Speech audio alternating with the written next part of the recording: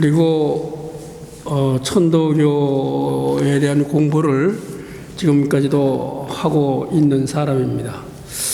오늘의 주제는 생명 존중인데, 천도교에서는, 동학 천도교에서는 생명 존중의 문제를 어떻게 생각하고 다루고 있는가 하는 문제를 보도록 하겠습니다. 특히 천도교의 진리인 시천주를 통해서 말씀을 드릴까 합니다. 그래서 시천주가 무엇인가도 좀 설명을 할 필요가 있다고 저는 생각을 합니다.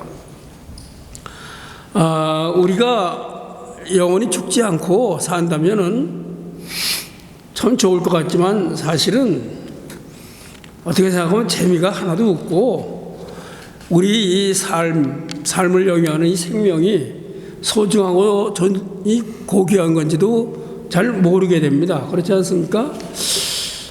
근데 다행이라고 말씀드릴 수 있는지 모르지만, 우리가 사실 영원히 살지를 못합니다. 근데 이 모든 만물들 중에서, 모든 존재 중에서 어느 정도 살다가 태어났으니까 내 어느 정도에선 죽을 것이다 라고 선언적으로 알고 있는 존재는 인간뿐이 없어요. 다른 존재들, 우리 집에 개도 키워봤고 고양이도 지금 키우고 있고 뭐 그렇습니다만, 고양이가 몇 년 살다가 죽을 것이다 라고 그걸 선언적으로 알 수 있을까? 아마 고양이는 모를 겁니다. 바로 이렇듯이 이 모든 존재들 중에서 내가 이렇듯 언젠가는 죽을 것이다 라는 것을 안다는 것 그 자체가 바로 인간이 다른 존재에 비해서 어떤 그 영험한 존재다, 그렇기 때문에 그렇다, 이렇게 볼 수 있어요. 그래서 수은 대진사, 수은 제조 선생님께서는 음양이 상균해서 음과 양이 서로 고루어져서 수백천 만물이, 비록 수많은 그 백천 만물이 화치로 기증이나 그 가운데에, 음양이 상균하는 그 가운데에 화에서 나온다 하더라도 도교인이 최령자라, 사람이 홀로 가장 신령스러운 존재다, 이렇게 말씀을 했습니다. 바로 이 신령스러운 존재이기 때문에 바로 우리가 생명의 존귀함도 알고 소중함도 아는 것은 아닌가, 이런 생각이 듭니다. 근데 이 도교인의 최령자라고 한 이 가장 신령한 존재라는 이 말씀을 간혹 연구자들이 오해하는 것 같아요. 도교인이 최귀자라고 해석을 해요. 가장 귀한 존재라고 해석을 하는데, 귀한 것과 신령스러운 것은 달라요. 임금은 지존이죠. 가장 귀한 존재죠. 그런데 임금이 가장 신령할 수는 없습니다. 그렇습니다. 신령함과 귀한 것은 전혀 다르다, 이렇게 말씀을 드릴 수가 있겠습니다. 다시 말씀드린다면은, 그 신령한 존재는 내가 다른 존재에 떠받들음을 받는 그것보다는 다른 존재와 더불어 삶으로써 그렇게 사는 것이 행복한 삶이라는 것을 본래적으로 아는 존재입니다. 근데 가장 귀한 존재라고 하면은 다른 존재로부터 떠받들음을 받고 위험을 받고 뭐 이런 존재로 생각이 되는 거죠. 그러니까는 전혀 다른 거죠. 우리가 훌륭한 그런 그 리더가 있다 합시다. 훌륭한 리더가 어떤 그 자기 아랫사람으로부터 이 떠받들만 받고 복종만 하고 그런다고 그 사람이 신령스러운 존재 못 돼요. 뭐 귀한 대접은 받을 수 있겠죠. 그러나 신령스러운 존재는 자신의 건의를 있는 사람들과 함께 더불어 공존할 수 있는 길을 모색하는 사람이 훌륭한 리더예요. 제가 전에 있는데 어느 독립운동을 연구하시는 분이 왔었어요. 와서 해월 신사, 해월 최시영 선생에 관한 이야기를 합니다. 해월 최시영 선생은 36년간을 그 강원도, 충청도, 경상도 산간 마을을 도망다니면서 숨어 다녔어요. 근데 그냥 도망 다닌 것이 아니라 동학의 어떤 교세를 전국적으로 펼쳤습니다. 근데 그분 말씀이 36년을 그렇게 관의 추적을 받았는데 왜 한 번도 안 잡혔느냐. 마지막에 어떤 그 실수로 잡혔어요. 그건 해월 최시영 선생의 실수가 아니었죠. 그래서 제가 그랬습니다. 그거는 밀고자가 없었다. 36년간 밀고자가 없었어요. 당시에 어떤 그 동학의 지도자로서 얼만큼 훌륭하게 자기 제자들과의 유기적인 관계를 맺었으면 밀고를 안 했어요. 그랬더니 그분이 무릎을 탁 치면서 바로 그걸 겁니다. 독립운동가들이 잡히는 99%는 밀고 때문에 잡힙니다. 그러는 겁니다. 바로 이 영험한 존재는 그런 밀고자가 생기지 않을 정도로 같이 살 수 있는 길을 마련하는 것, 바로 인간이 좀 더 어떤 그 영험한 자신의 영험을 깨닫게 되면은 이런 만물과 같이 살 수 있는, 지금도 그런 자각들이 생겨나게 되는 것이죠. 근데 이 대부분의 사람들은 아직까지도 그것을 깨닫지를 못해요. 그래서 조금 뭐 가지고 있으면은 그것을 자랑하려고 하고, 조금 알고 있으면 그걸 가지고 의시되려고 그러고, 거드름 피려고 그러고, 그렇게 합니다. 속된 말로 삼척동자라고 있어요. 삼척동자가 뭐 나같이 키가 작은 사람을 삼척동자라고 하는 것이 아니고, 잘난 척 하는 사람, 그 다음에 있는 척, 아는 척, 이 사람을 흔히 사람들이 저 사람 삼척동자야 그렇게 놀립니다. 그러니까 안 볼 때 하겠죠. 그렇듯이 뭐 조금 가지면은 무슨 척을 해요. 그렇기 때문에 이 자신의 태어남이라든가 자신의 살아가는 삶이라든가 자신의 생명에 대해서도 이 사람들은 소중한지고 고귀한지를 모르고 살아갑니다. 그래서 때로는 이거 뭐 내가 태어나고 싶어서 태어났어? 내가 그냥 어떻게 보니까 태어났어? 내 생명이라는 게 이런 거니까 이게 뭔지 잘 몰라요.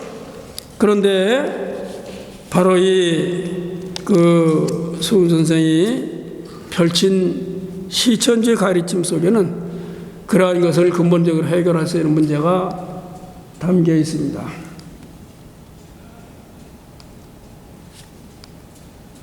여기서는 잘 아다시피 그 동학을 장명한 수훈 최재호 선생이에요.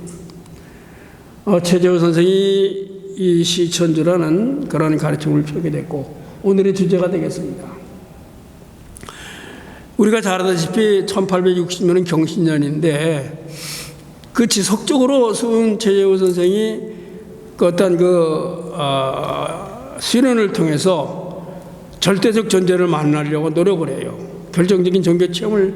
근데 경신년 4월 초다새에 결정적인 종교 체험을 합니다. 이거는 어느 동네인데 용담 근처의 동네입니다. 이건 지동이라고 그러는데요. 지동은 지금 우리 번지상에 나오지 않습니다. 본래 우리는 이 밭한떼기 길 하나, 자그만 산 하나 전부 이름이 있었어요. 그런데 그것이 일제 때 번지로 바뀌면서 싹 사라졌어요, 사실은. 그래도 이 습관적으로 시골에 가면은 쓰죠. 무슨 거뭇거리니, 광릉골이니, 무슨 지동이니, 지금도 씁니다. 지금도 그쪽 사람들은 써요. 근데 지금은 우리 집원에서 찾을 수가 없어요. 근데 이것도 집원을 또 무슨 바꾼다고 요새 보니까 무슨, 아까도 제가 여기 주소 쓰러서 주소 쓰는데 너무 길어서 잊어버리기 십상이에요. 미국식으로 무슨 길 뭐 어쩌고 저쩌고. 나 이것도 사실은 좀 마음에 안 듭니다. 여하튼 저러한 본래의 뭐 이거 살아나야 되지 않나 생각을 해요. 또 지동이 이 수훈 최재호 선생의 장조카 최세조라는 사람이 살던 곳이에요.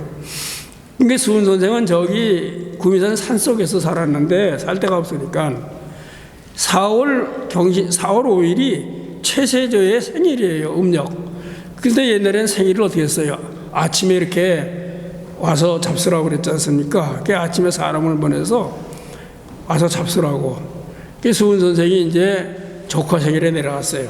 이 조카가 사실은 조카지만 수훈 선생보다 12살이 많아요. 1812년생 그 임신생이라 하니까 1812년생이에요. 근데 최근에 그 도울 김영옥 선생이 동경대전에 쓰면서 최세조가 수훈 선생보다 3살 적다 그렇게 나왔는데 사실은 그 자료를 좀 더 엄정하게 찾았으면은 12살이나 많은 조카라는 것이 나타날 겁니다. 갔는데 가서 이 생일상을 받았는데 거기서 갑자기 떨리기 시작하고 몸이 막 정신없이 됐어요. 그래서 사람들이 모시고 올라왔어요. 다 집으로. 모시고 올라오는데 거기서 며칠간을 이렇게 신비체험을 하게 됩니다. 그 신비체험의 시작은 바로 이 최세조의 집에서 했죠. 지금은 저렇게 무슨 지금 국립공원이 돼가지고 저런 좋은 문도 만들고 용담에 저렇게 새로 짓고 저건 이 가을의 풍경이고 초봄의 풍경이고 그렇습니다만은 여하튼 그렇게 해놨는데 이 용담에서 계속 공부를 하면서 이 신비체험을 하게 됩니다. 신비체험 한 모습이 저기에 나옵니다. 그 동경대전 논한문에 나오는데 신다전한 몸이 무지하게 떨리면서 마음이 선뜻 추웠다. 전이라는 건 떨렸다는 뜻이고 하는 춥다는 뜻입니다. 그런가 하면은 외유 점령지기 바깥으로는 점령을 하는 어떠한 신비한 기운과 접하는 그러한 그 기운이 있고 내유 강화지교 안에서는 무슨 말소리가 계속 들려요.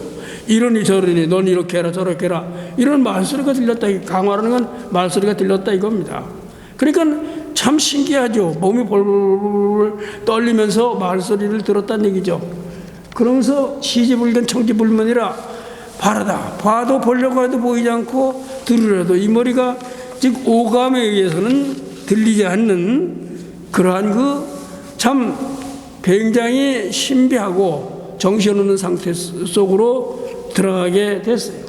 그래서 수훈 선생님께서 마음이 매우 이상해서 심상계하해서 그래가지고는 수심정기 문할 마음을 가다듬고 그 다음에 정신을 바르게 해가지고 물어봤어요. 하위계였냐니까 어찌해서 이런 일이 일어나고 있습니까? 들려오는 목소리한테 물어본 거죠. 그랬더니 들려오는 목소리가 뭐라고 그러냐면은 오심즉 여심나여라 나의 마음이 바로 너의 마음이다 이렇게 말을 했어요. 그러니까는 수훈 선생이 종교 체험을 하면서 절대의 존재인 신으로부터 처음 들은 말이 나의 마음이 너의 마음이라는 오심즉 여심이에요. 즉 나는 소위 하늘님입니다. 하늘님의 마음이 너의 마음이다 이런 거예요. 그러니까 네가 하늘님의 마음을 이제 회복했다 이 소리입니다. 너도 하늘님의 마음을 가졌다 이 소리입니다. 그러면서 이 하늘님이라는 신은 무형의 존재입니다. 유형적인 존재가 아니에요. 신이 어떻게 생겼을까? 사람같이 생겼을까? 코끼리같이 생겼을까? 뱀같이 생겼을까? 사람들이 상상을 하지만 사실은 수훈 선생이 체험한 신은 무형의 존재예요. 유형의 존재가 아닙니다. 그러니까 마음과 기운으로 존재하는 거예요. 안에는 즉 강화지교의 말씀에 마음으로 존재하고 바깥으로는 바로 또 저렇듯 기운으로서 존재하는 무형의 존재입니다. 그러면서 하늘님이 내 안에도 있고 그 다음에 기운으로서 밖에도 있으니까 하늘님이 내가 모셨으며 동시에 바로 어떤 밖의 기운으로서 이 우주에 편만되어 있다는 그러한 깨달음을 하게 됩니다.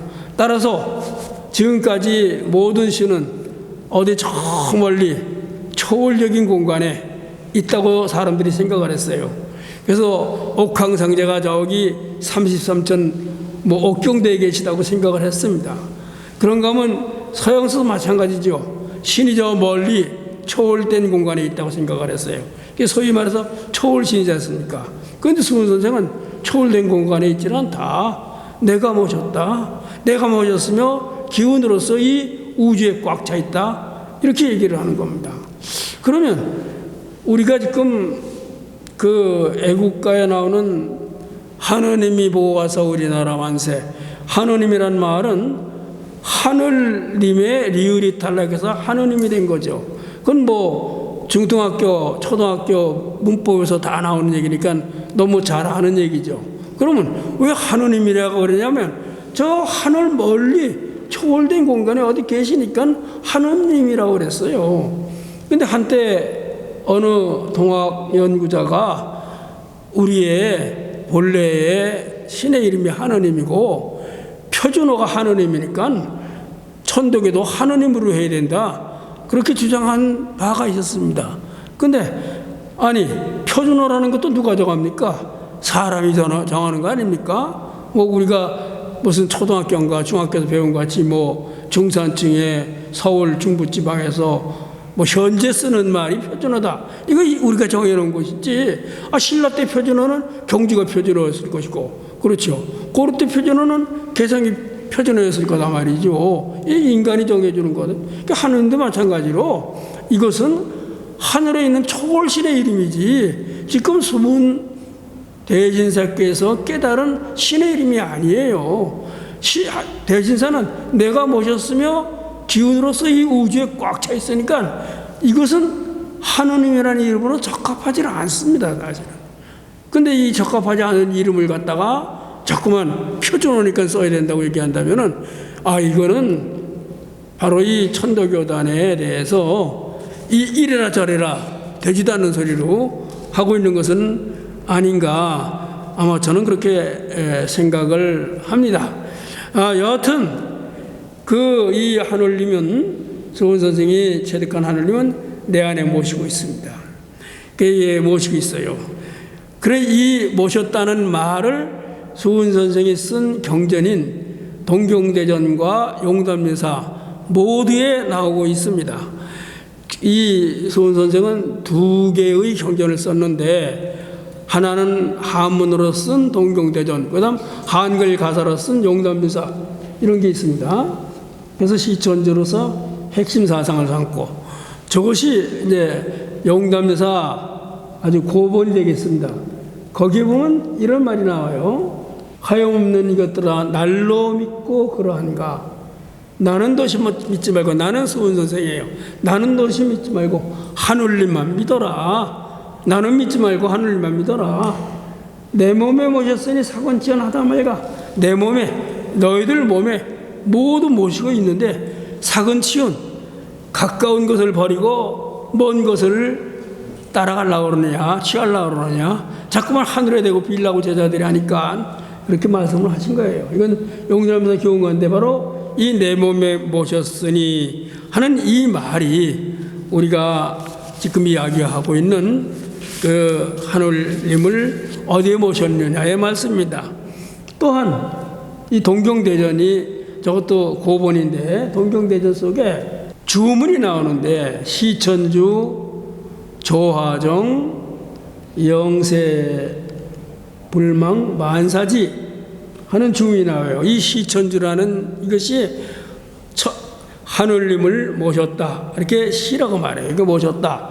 이게 모심에 대해서 많은 그 초기학자들이 관심을 많이 가지고 이것을 해명하려고 노력을 많이 했었어요, 사실은. 그러니까 어떤 그 저명한 교수님께서는 우리나라에 본래 무당이 몸줄을 모셨다 그래서 이 동학에서의 모셨다는 말은 무당의 몸주 모신 것과 똑같다라고 해설을 하신 분도 있었어요. 그런데 이것은 이 수은 선생이 이 주문 21자인데 이 주문을 전부 하나같이 그 해의를 붙여놨습니다. 논학문에다가. 거기에 한울 천자 한자만 딱 빼놓고 20자를 전부 해의를 붙였어요. 거기에 시에 관해서 해의를 붙였는데 시라는 것은 뭐냐? 내유 신령하고 외유 기화야. 즉 시라는 것은 안으로 신령함이 있고 바깥으로는 기화가 있어서 일세지인이 각지불이자야라. 온 세상 사람들이 옮기지 못하는 것을 각각 아는 것을 시라고 시에 대한 해설을 저렇게 해놨습니다. 다시 말해서 이 모셨다는 것은 안으로 신령이 있고 바깥으로는 기화의 작용. 다시 말해서 나의 기운과 다른 기운이 융화일체가 되면서 서로 기화작용을 일으키는 것을 시라고 순선이 분명히 해를 해놨어요. 바로 이 말씀은 모신다는 것은 무엇을 모시며 또 이것을 어떻게 모시는가를 분명히 여기다 말씀해 주셨어요. 다시 말씀드려서 무엇을 모시느냐? 신령과 기화를 모신다는 거죠. 아까도 말씀드렸지만 하늘님은 무형의 하늘님이기 때문에 신령과 기화로서 존재하는 거예요. 그것으로서 하늘님을 모신 것이고, 그럼 어떻게 모셨느냐? 내 몸에 안팎에 모셨다 이 소리입니다. 안팎에 모셨다. 즉 내와 외로 나눠서 얘기했어요. 안팎에 모셨다. 그래서 어딘가 전에 그 세미나에 갔더니 동학의 신은 안에 모셨으며 동시에 초월적인 신이다 이렇게 말해요. 그래서 내가 끝나고 논평을 하면서 손을 들고 초월적은 아니다. 밖에 모셨다는 얘기지 밖이라는 얘기지 초월이란 말은 안 했다. 초월이란 말은 없다. 즉 초월 우리가 너무나 서양에 혹은 우리의 오래된 관습에 물들어서 신하면 초월적인 것을 생각하기 때문에 초월이라고 말을 하는데 초월이 절대 아니다. 내가 모시고 안에 모시고 있으며 밖에 모시고 있다. 이 말씀이 되겠습니다. 그래서 이것은 동시에 안과 밖이 나눠진 것이 아니라 동시에 모셔져 있는 겁니다. 바로 이것에 대해서 해월 최시영 선생, 즉 해월 시사께서 또다시 이것을 해설을 한 것이 나옵니다. 그것이 이 해월 시사인데 저 사진은 여러분들이 잘 아다시피 교수형을 당하시기 불과 2시간 전에 그 러시아 기자가 찍어놓은 거예요. 저기 팻말을 읽어보면 초교죄인 교수형을 받을 죄인인 동학의 괴수 최시형 그런 팻말을 저기다 뒤에다가 써붙여놨어요. 저기 다른 거 다 보도 저 발을 한번 보십시오. 저 발이 저렇게 퉁퉁 부었어요. 그래 얼마나 고생을 하셨어요. 그리고 최시영 선생의 체격이 꽤 크신 분으로 알려져 있습니다. 근데 저 옷도 찢어지고 옷이 막 돌아갔어요. 근데 너무나 오랫동안 고생을 해서 감옥에서 앉아 계시질 못했어요, 사실은. 그래서 뒤에 사람이 숨었습니다, 지금. 안 보여. 뒤에 사람이 숨어서 붙들었어요. 저기 왼쪽에 보면은 옷걸음이 한쪽으로 몰렸죠. 손이 붙은 겁니다. 누군가 뒤에 숨어서 붙들고 사진 찍으려고 그렇게 한 거예요. 저 모습입니다. 이 최시영 해월신사의 법설이 또한 있고 의암성사의 법설이 있어요. 그래서 저는 그렇습니다. 동학을 연구하려면은 동경대전만 볼 것이 아니라 해월신사 법설과 의암성사 법설을 다 같이 봐서 종합적으로 해야 된다고 생각을 해요. 거기에 보면은 이 내유신령에 관해서 어떻게 말씀했느냐? 내유신령자 낙지초 적자지심. 낙지라는 게 땅에 처음 떨어졌다 소리인데 어머니 뱃속에서 처음 떨어졌다. 이게 낙지인지 그렇지 않으면 어떤 하늘의 생명에서부터 하늘님의 생명에서부터 인간의 생명으로 처음 떨어진 걸 말하는 생각하는 건지 저는 사실은 후자라고 생각을 합니다. 낙지초 적자심, 어린아이의 마음이다. 그때 처음 하늘님으로 마음을 그대로 가지고 어머니 뱃속에서 생겨났어요. 적자심. 바로 그 내유신령은 바로 이 어린아이의 순수한 그 마음, 즉 하늘님의 마음, 그것을 말하는 것이고, 외유기하라는 것은 포태시 이기 응질이 성취하라. 즉 어머니의 몸에서 포태가 될 때에, 포태시입니다. 이기 응질이 성취하라. 이 하늘님의 이치에 의해서 하늘님의 기운이 응질이라 그랬어요. 질이라는 것은 바탕이라는 얘기인데 이건 부모님의 육신을 말하는 거예요.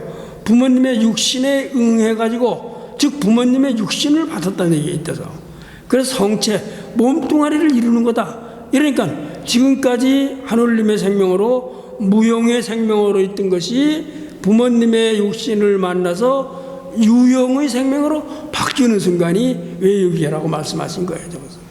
즉 포태시기 응질이 성취하라, 이렇게 말하고 있어요. 이건 여기서 영부 주문에 있는 그런 말이 되겠습니다. 이 해열시사의 말씀을 우리가 곰곰이 해석을 해본다면은, 내가 지금 하늘님을 모신 것은 이미 내 생명이 어머니 뱃속에 형성될 때에 이미 하늘님을 모셨다는 거죠. 어떻게? 적자지심으로. 그 다음 이기응질이 성체로서 하늘님을 모시고 내가 태어났다는 거죠. 근데 이렇듯 하늘님을 모시고 태어났는데, 하늘님의 마음과 기운을 가지고 우리가 태어났는데, 우리가 살다 보면은 이것이 어떤 그 오간에 의해서 보는 것도 있고 마음속에서 생각하는 것도 있고, 그래서 이런 것들을 훼손하게 됩니다. 이것을 천도교에서는 습관천이라 이렇게 말합니다. 습관천, 습관에 의해서 그 생겨난 거란 말씀이 되겠습니다. 습관천에 의해 가지고 내가 하늘님 모셨음을 모르고 사는 거예요. 즉 선천오만 년 동안 수은 대진사의 말씀에 의한다면 사람들이 하늘님 모셨음을 모르는 겁니다. 근데 수은 선생의 수련법인 주문수련을 통해서 마음을 닦아 가지고, 그래 가지고 내유신령 외유기하를 체득하게 되니까, 아, 내가 하늘님을 모시고 있구나 라고 비로소 깨닫게 된다는 얘기입니다. 예. 그러니까는 이 천도교는 본래 모시고 있는 하늘님을 내가 습관천에서 잃어버렸습니다. 그 잃어버린 것을 종교적 수행을 통해 가지고 다시 회복하는 거예요. 다시 하늘님을 깨닫는 겁니다. 아, 내 생명이라는 것이 무궁한 하늘님의 생명에서부터 왔는데 그것을 지금 우리는 모르고 있었구나. 그래서 이 수련을 통해서 하늘님 모셨음을 깨닫게 됨으로 인해서 내 생명이 그냥 아무렇게나 생겨난 것이 아니라 하늘님의 무궁한 생명에서부터 온 것이며, 동시에 부모님의 성스러운 육신을 받아서 내 생명이 지금 이렇게 된 거구나, 이런 얘기예요. 그러니 이 생명에 대해서 하늘님 모셨음을 깨달는 시천주에 대한 경지에 가게 되면 생명이 얼마나 귀중하고 소중한 것을 세상 우리는 깨달을 수가 있습니다. 막연히 생각하고 있었던 생명, 내가 태어나고 싶어 태어났어? 뭐 어땠어? 그냥 백년 안팎 살다 죽으면 그만이지, 이렇게 막연히 생각했던 생명이 바로 이 소중한 하늘님의 생명에서부터 온 것이며, 동시에 부모님의 어떤 그 성스러운 육신을 받아서 내가 태어났다는 거죠. 그것을 깨닫게 되는 거죠. 바로 이것이 시천주가 가지고 있는 소중한 그러한 생명이 얼마나 고귀하고 소중한 것인가를 알 수 있는 길이라고 저는 생각을 하게 됩니다. 바로 이 시의 순간에 우리가 깨닫게 되는 신령스러운 영이라는 것은 궁극적으로 말해서 나의 주체입니다. 동시에 하늘님의 마음이에요. 따라서 내가 바로 이 우주에 하느님의 마음을 지닌 중심으로 자리하고 있다는 거죠. 그런가 하면 이 외유기하는 이 기운을 통해서 우주와 서로 교섭 관계를 갖고 융화일체를 이루는 것이기 때문에 내가 우주에 홀로 버려진, 홀로 있는 존재가 아니라 우주의 큰 기운과 서로 연결되어 있다는 것을 깨닫는 거예요. 그러니까 나라는 존재가 얼마나 대단한 존재가 됩니까? 그렇지 않아요? 내가 하느님 마음을 회복함으로써 우주의 마음을 회복함으로 인해서 내가 바로 우주의 중심이며 동시에 나의 기운이 우주의 성스러운 기운과 서로 연결되어 있음을 깨닫는 그러한 순간이 시의 순간이라는 거죠. 그러므로 인해서 저기 나온 것 같이 내가 바로 무궁한 이율 속에, 무궁한 이율은 우주입니다. 무궁한 나로서의 깨닫는 순간이 되겠어요. 이것은 용담유사 흥비가에 나오는 말씀이 되겠습니다. 그런데 그러면 이 하느님은 사람만 모신 것인가? 우리가 생각을 해보게 됩니다. 결코 그렇지 않습니다. 삼라만상 모두가 하느님 모셨다라고 동학의 천도교의 스님들은 가르치고 있습니다. 사진이 좀 어두컴컴한데 어느 산간을 찍은 것 같습니다. 저것은 강원도 인제 남면 갑둔리의 성황거리라는 곳인데 지금은 거기 군부대가 들어가 있어서 마을이 다 없어졌어요. 지금은. 근데 이 성황거리 이 해월 신사가 관에 어떤 추적을 피해서 인제 성황거리에 가서 이명수라는 제자의 집에 가서 계셨습니다. 그때 상가리니까 새소리가 들리겠죠. 짹짹짹 새소리가 들리니까 그 해월 선생이 제자에게 저게 무슨 소리인지 아느냐. 선생님, 저거 새소리 아닙니까? 아, 그렇지. 새소리도 바로 시천주니라 하는 가르침을 펼친 것이에요. 저 새소리도 시천주다. 즉 새도시 하느님을 모셨다. 바로 이 말씀을 저기서 하신 거예요. 그런가 하면은 바로 이 막비 만물의 막비 시천주라. 만물이 하느님 모시지 않은 것이 없다. 그러니 하찮게 생각했던 만물도 하느님을 모시고 있으니 그것을 우리가 하찮게 바라다 볼 수가 없어요. 그것에 존립하는 가치를, 그 생명의 가치를 새삼스럽게 우리가 생각을 하게 되는 거죠. 그래서 불필요하게 우리가 죽인다든가 무슨 곤충을 불필요하게 죽인다든가 이러면 안 되는 거죠. 꼭 죽여야 될 일이 있으면 죽여야 되겠지만은 불필요하게 죽인다거나 그것도 역시 하느님의 생명을 가진 존재니까 죽일 수가 없는 거죠. 그래서 거기서 나온 것이 사물을 공경하라는 경물 사상이 나오게 된 것입니다. 그래서 이 경물을 하게 되면은 경물즉 덕극 만방이라, 덕이 바로 이 만방에 펼칠 수가 있다라고 말씀을 하셨던 겁니다. 바로 이것은 어떤 의미를 지니는가? 아까 제가 얘기했어요. 내가 하느님 마음을 내가 지니고 있으니까 내가 이 우주의 중심이며 하느님의 기운과 나의 기운이 우주와 서로 연결되어 있음으로써 나는 이 우주에 홀로 동떨어진 존재가 아니라는 것을 깨닫는 게 시천주라 그랬어요. 근데 나만 그런가? 모든 만물도 시천주니까 만물 역시 우주의 중심이며 우주의 기운과 한 기운으로 연결되어 있는 게 분명합니다. 자, 이게 의미하는 게 뭔가? 지금도 마찬가지예요. 인류는 이분법에 의해서 나누어져 살았어요. 중심과 주변이라고 나누어졌어요. 지금은 그런 게 많이 우리나라에도 이제 없어졌는데 6.25 때 저는 일사후퇴 때 5살입니다. 지금 생각해보면 그때 그 피난지에서 인심들이 좋았죠. 사람들이 받아주고 방을 한 칸 내주고 때로는 벌이라도 먹을 걸 주고 지금 같으면 어림도 없는 얘기예요. 근데 거기에 또 이런 것들이 있어요. 서울 사람들이 피난을 갔더니 아이고 서울서 왔어요. 서울이 중심이라고 대접을 해줬어요. 근데 그건 우리 젊을 때 시골 가도 그랬었습니다. 우리 젊을 때 유행이 뭔지 아셨어요? 무전여행이에요. 무전여행. 돈 한 푼도 안 가지고 여행 가는 거예요. 그러니까 지금 민폐 끼치는 거죠. 근데 서울에서 고등학교 다닌다는 그거 하나 믿고 그러 다니는 거예요. 자, 이거는 그냥 서울과 지방이라는 이분법적인 사고지만 사실은 중심과 주변은 중심이 주변은 늘 억압하고 지배하는 그런 관계였어요. 근데 사실은 바로 만물이 모두 하늘을 보셨다는 이 말씀은 모두가 중심이며 모두가 동시에 주변입니다.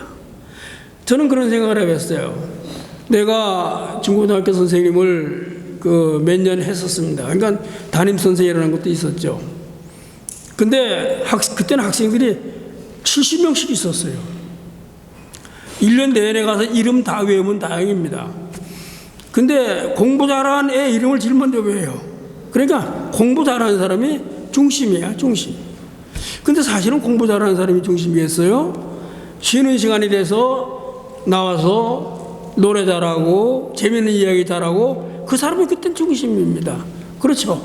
그 다음 또 옛날에는 난로 폈잖아요. 난로인데 조개탄을 갖다가 어디서 들어다가 난로줘요. 그리고 이만한 주전자를 벌벌 끓여서 밥 먹을 때 전부 그걸 가지고 뜨거운 물을 나눠줍니다. 그건 심세고 또 이 봉사 정신이 철한 학생이 맨날 그 연탄 가져오고 맨날 그거 해주고 그 사람이 중심이에요. 중심. 중심이라는 게 우리는 늘 한쪽으로 뒀어요. 사실은 모두가 중심입니다. 이제 그런 반이 돼야 제대로 훌륭한 반이 되는 거죠.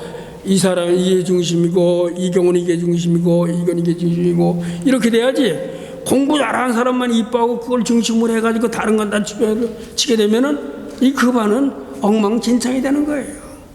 사실 우리 탈현대라는 것은 이러한 그 중심과 주변을 없애는 겁니다. 근데 이미 100여 년 전에 해월 선생은 만물이 하늘을 모셨다는 법소를 하지 않습니까? 용시영어를 하면서 시자로서 이름을 바꿔요. 근데 당신은 제 이름 바꾸지 않았어요. 제자들도 저거 바꿔줬어. 강수를 강시원이라고, 또 유인성을 유시원이라고, 누구는 신시일이라고 이렇게 시자 이름을 바꿔줬어요. 그러면서 우리 다 같이 똑같은 그러한 하늘을 모신 사람으로서의 자신의 일을 해야 된다. 이걸 가르쳤어요. 그러니 36년을 그렇게 관에 추적을 당해도 어느 누가 밀고를 하지 않았던 것이죠.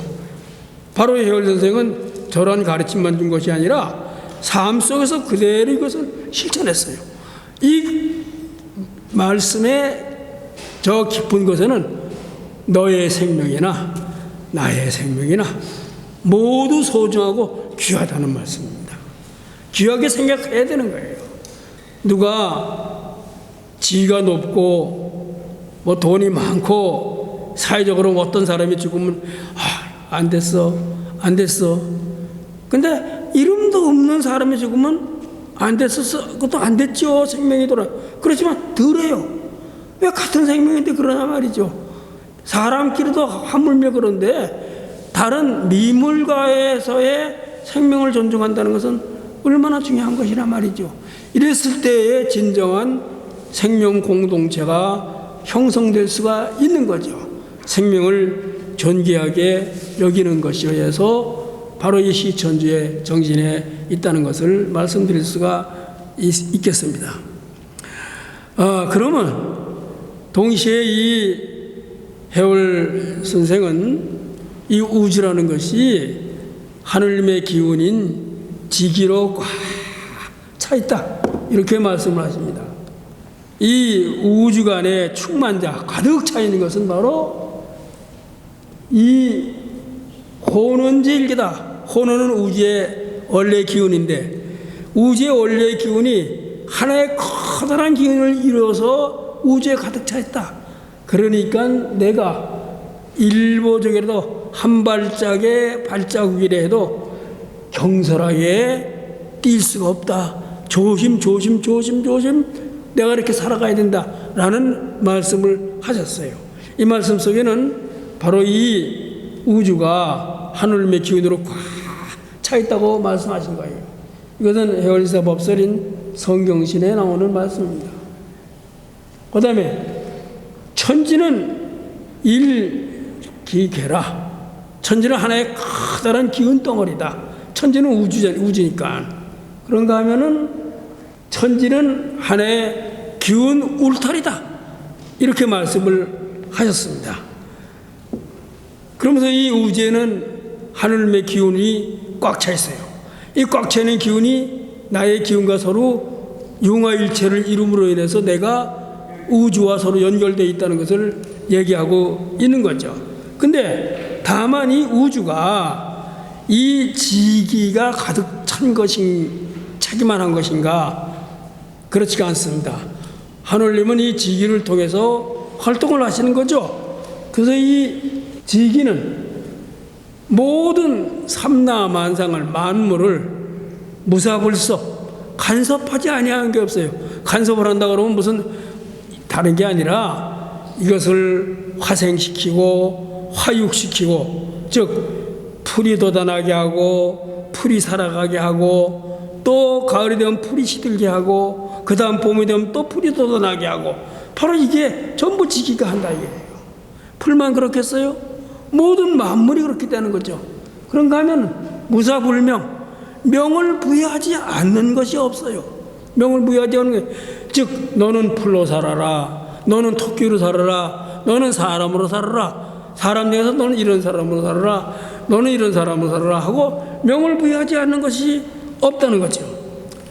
바로 이름으로써 만유가 모두 하늘님의 지기에 의해서 무사불섭하고 무사불명하는 것이기 때문에 인간만 홀로 이 우주에서 존귀하다는 인간 존엄주의가 결코 아니라는 거예요. 인간 존엄주의가 결코 아니다. 의암선비 선생님께서 인내천이라는 말씀을 하셨어요. 사람이 이해 하늘입니다. 그러니까 이게 인본주의라고 말하는 사람이 있어요. 인간 존엄주의가 아닙니다. 사람이 이에 하늘님임을 하늘님 모셨음을 깨닫게 되면은 하늘님이 어떻습니까? 신령스러운 존재지 않습니까? 신령스러운 존재이기 때문에 해월신사와 같이 제자들을 위해 군림하려 하지 않고 같이 살아갈 수 있는 길을 모색할 수 있는 존재란 거예요. 아니, 개미가 같이 살아갈 수 있는, 사람과 같이 살아갈 수 있는 길을 뭐 생태적으로 좀 할 수는 있겠죠. 개가 그렇게 할 수 있겠어요? 침팬지가 그렇게 할 수 있겠어요? 사람의 인지가 좀 더 신령스러운 쪽으로 발전을 하게 되면은, 아, 지금같이 살으면 안 되겠다. 지금같이 되면 인류가 공멸한다. 공멸에 대한 심각함을 깨닫게 되고, 이 공멸의 심각함을 공멸에 하는 책임도 인간이 짓고 있지만은 이 심각성을 깨달을 수 있는 존재는 사람이 신령하니까 사람만 깨달을 수 있는 거예요. 그래서 같이 살 수 있는 길을 모색할 수 있는 존재가 사람이라는 거죠. 그러니까 이 사람이 이 우주에서 홀로 존귀하고 인간 인본주의의 생각이 아니라는 것이죠. 같이 살 수 있는 길을 여는 것이기 때문에 그렇다는 거죠. 그래서 바로 이 동학천도교의 이 우주관은 바로 이러한 것을 우리는 생각을 해볼 수가 있겠습니다. 그런가 하면 이 경물은 이 만물을, 사물을 공경하는 건데, 사물을 아끼고 뭐 이러라는 말씀이 절대 아닙니다. 사물을 쓰되 사물에 맞게 써야 돼요. 이 사물이 형성되어 있는 내부에는 하늘님의 이법에 의해서 형성이 됐어요. 비록 굴러다니는 저 돌멩이지만 돌멩이가 형성되는 그 속에는 하늘님의 이법이 담겨 있는 거예요. 우리가 매일 마시는 물이지만 물도 하나님의 이법이 있는 것이고 불도 있는 것이죠. 물은 그 이법에 의해서 사용을 할 때 훌륭하게 사용하는 거예요. 불은 그 이법에 의해서 사용을 할 때 훌륭하게 쓰는 거예요. 우리가 자식이 요새는 뭐 둘만 낳고 뭐 하나만 낳고 안 낳기도 하고 그러지만 우리 자랄 때는 뭐 7사람, 8사람 아까 박인주 그 박사님께서는 7남매 막내라 하는데 저도 7남매 중간이에요. 옛날에 7, 8, 뭐 10도 안 낳았었어요. 근데 만약 예를 들어서 저희 아버지가 절대 그렇지는 않는데 재벌이다. 근데 내가 학교를 졸업하고 난 선생님이 좋으니까 가서 선생님 하겠습니다. 그래서 선생님 하니까 아버지가 어느 날 불러서 야, 너 그 선생 봉급을 뭐 받냐? 우리가 시작할 때는요 2만 원인가 받았을 거예요. 만 원인가 뭐든 몇만 원 되질 않았어요. 그러면 그거 가지고 어떻게 사느냐? 내가 돈을 줄 테니 사업해라. 아마 제가 재벌 아버지를 만나서 그렇게 됐으면 저는 지금 거지 됐을 거예요. 내가 나이가 한 50대 중반쯤 되니까 나라는 사람은 사업은 절대 못할 사람이라는 걸 그때 깨달았어요. 사업하는 게 아무나 되는 게 아니에요. 이게 절대는 나는 운이 좋게 평생 학교에서 봉급 받아 먹고 살았으니까 그나마 이렇게 사는 거예요. 바로 이게 뭐냐 하면은 그 사람, 이게 뭐 속된 말로 묵기라고 그러죠. 묵기. 거기에 맞게끔 써야 돼. 그게 존경해 주는 길입니다. 아들을 존경해 주는, 아들을 망치는 게 아니라 그 아들을 공경해 주는 게 존경해 주는 거예요. 우리가 사물을 공경한다는 것은 무조건 아끼고 덜 쓰고 어쩌고 하는 것이 아니라 그 사물이 형성된 이치에 맞게끔 써야 돼요. 물은 물로 써야 되고 불은 불로 써야 되는 거죠. 물 쓸 때다 불 쓰고 불 쓸 때 물 쓰면 그건 망하는 거죠. 그 이치에 맞게 쓰는 것을 공경. 그렇게 이치를 터득해서 맞췄으면 그 덕이 바로 아까 만방에 이룰 수 있다라고 해월 선생이 말씀을 하신 겁니다. 바로 그것이 경천경인 경불의 삼경사상입니다. 이천식천의 가르침을 나도 하늘님을 모셨고 내가 오늘 집에서 키운 상추로 점심을 먹고 왔어요. 상추도 하늘님 모셨으니까 내가 상추에 모신 하늘님을 먹었어요. 그래서 이천식천이에요 이게. 그래서 이것을 하늘로서 하늘을 먹는다라고 번역을 우리는 해놨는데 하늘님이 하늘을 먹는다 이렇게 번역을 해야 되지 않을까 저는 그렇게 생각을 합니다. 써는 이건 이 문법적인 거기 때문에 하늘님이 하늘님을 먹는다. 근데 먹음으로써 이것을 동질적 기하와 이질적 기하로 해월 선생은 나눠놨습니다. 동질적 기하라는 것은 비가 내리고 이슬이 내리고 햇살이 내려서 자라나는 것이 동질적 기하라면은 내가 먹음으로써 내가 종족을 보존해 나가는 것, 내 육신을 키워나가는 것, 이것을 이질적 기하라고 말했어요. 기화라는 것은 두 가지 기운이 만나서 새로운 하나의 기운으로 된 걸 기화라고 말하는 거예요. 즉 비나 햇살이나 이슬이나 이런 기운이 땅과 식물과 이런 기운과 만나서 이것이 자라나고 꽃이 피고 열매를 맺게 만들어지는 동질적 기화라면은 내가 상추를 먹고 오늘 나의 욕심이나 이런 것을 보다 보호하는 것을 이질적 기화라고 말한 거예요. 그럼 지금은 우리는 인류는 지금까지 약육강식의 사고를 가졌어요.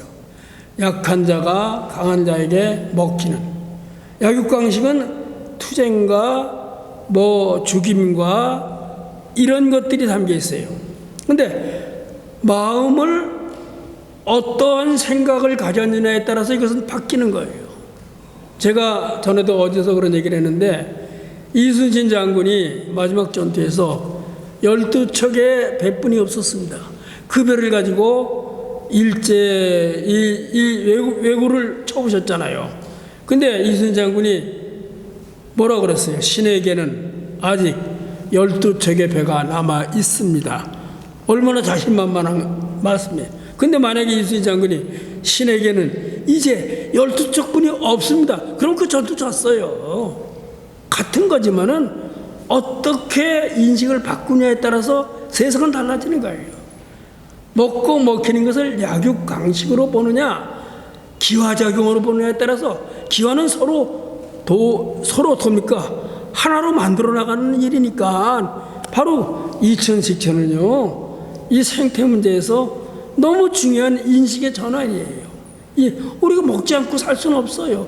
그러니까 이 먹는 것 자체를 이게 기화작용으로 본 겁니다. 마치 비가 내리고 이슬이 내리고 햇살이 내려서 이 땅에서부터 영양분을 끌어서 식물들이 자라나는 거나 똑같은 거로 봤단 말이죠.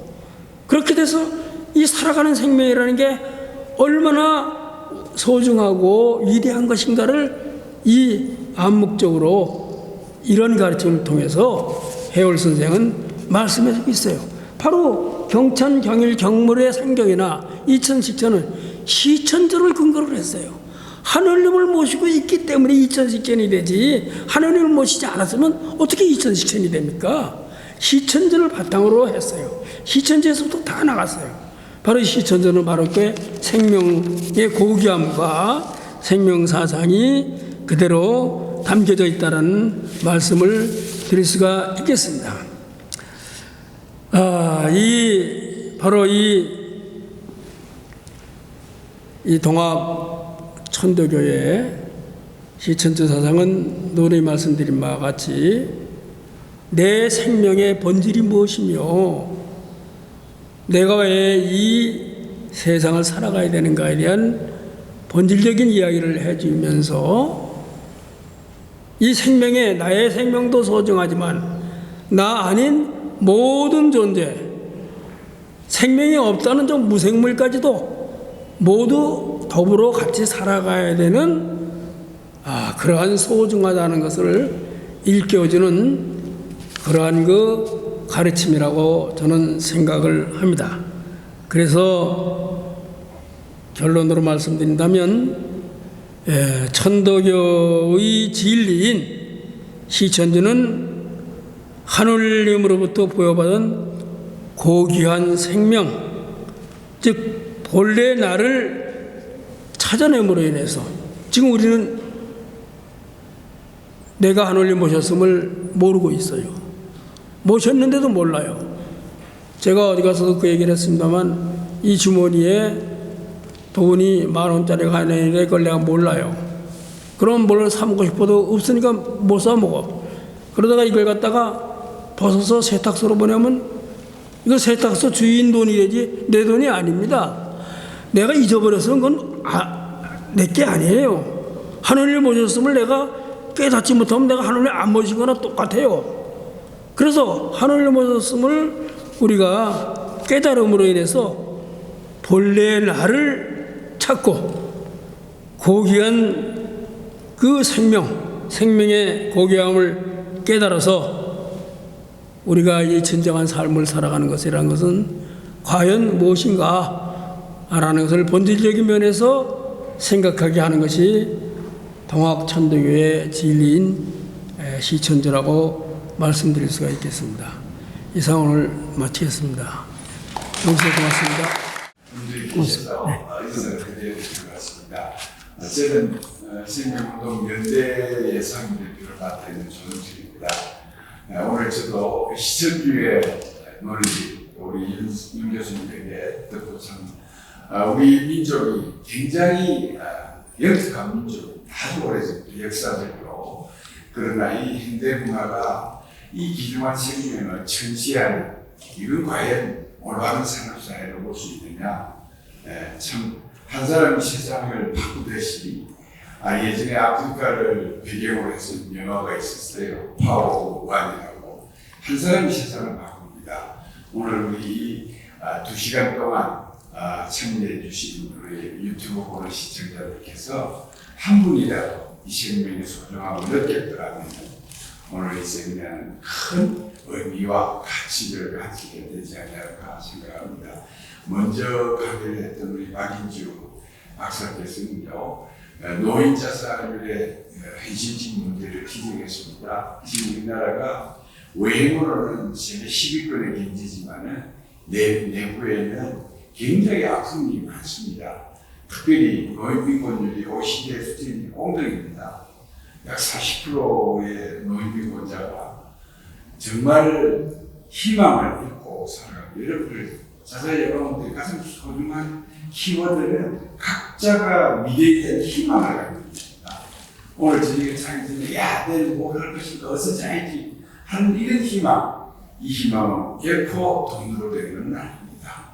또 다른 나와 함께 있는 또 다른 나와 의해서 된다는 사실, 오늘 참여해 주신 여러분, 저희들은 비록 적게 시작했지만 오늘이 5차 되죠?